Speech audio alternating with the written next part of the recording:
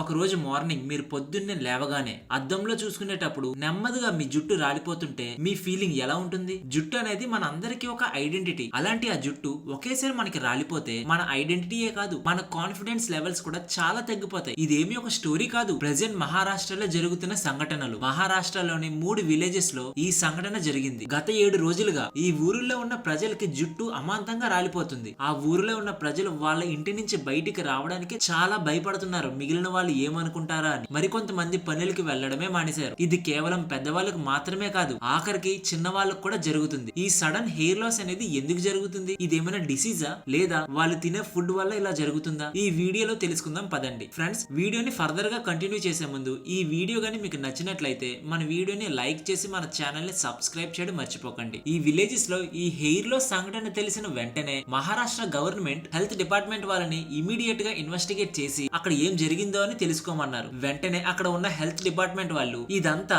అక్కడ ఉన్న వాటర్ వల్ల హెయిర్ ఫాల్ అవుతుందేమో అని టెస్ట్ చేశారు. బహుశా వాటర్ కంటామినేటెడ్ గానీ హార్మ్ఫుల్ కెమికల్స్, ఫెర్టిలైజర్స్ ఏమైనా కలిగి ఉన్నాయేమో అని టెస్ట్ చేశారు. దీని తర్వాత డాక్టర్స్ మరొక క్లూ వెతికారు, అదే ఫంగల్ ఇన్ఫెక్షన్స్. బహుశా ఆ ఊరిలో ఉన్న ప్రజలకి వాళ్ళ జుట్టుపై ఉన్న స్కాల్ప్ కి ఏదైనా ఫంగల్ ఇన్ఫెక్షన్ జరిగిందేమో, అందుకే ఆ ఊర్లో అందరికి ఈ ఇన్ఫెక్షన్ వచ్చిందేమో అని టెస్ట్ చేస్తే ఫైనల్ గా తెలిసిందేంటో తెలుసా? వాళ్ళు వాడుతున్న పూర్ క్వాలిటీ ఆఫ్ వాటర్ వల్ల వాళ్ళ స్కాల్ప్ పై ఫంగల్ ఇన్ఫెక్షన్ వచ్చింది అని తెలుసుకున్నారు. అంటే దీన్ని బట్టి ఆ ఊర్లో ఉన్న ఎన్విరాన్మెంటల్ ఫ్యాక్టర్స్ వల్లనే వాళ్ళకి ఈ ఇన్ఫెక్షన్ వచ్చింది అని తెలుసుకోవచ్చు. ఈ వీడియో చేయడానికి ముఖ్య ఉద్దేశం ఏంటంటే, ఈ ఇన్సిడెంట్ మనకి ఒక చిన్న వేకప్ కాల్ లాంటిది. ఈ ఇన్సిడెంట్ మనకి ఏం చెప్తుందంటే, మనం ఏదో మనం వాడే వాటర్ ప్యూరిఫై చేసుకుని వాడాలి అని కాదు, మన మనుషులు నేచర్ నుంచి ఎంత దూరంగా వెళ్తున్నామో అని చెప్తుంది. మనం వాడే fertilisers, waste disposal and water management గానీ సరిగ్గా చేయకపోతే మన ఎన్విరాన్మెంట్ ద్వారా చాలా ఎఫెక్ట్ అవుతామని చెప్తుంది. ఇది మనకి గుర్తు చేస్తుంది మన ఎన్విరాన్మెంట్ ని చాలా జాగ్రత్తగా ఉంచమని. బట్ అది మనం అలా చేస్తున్నామా?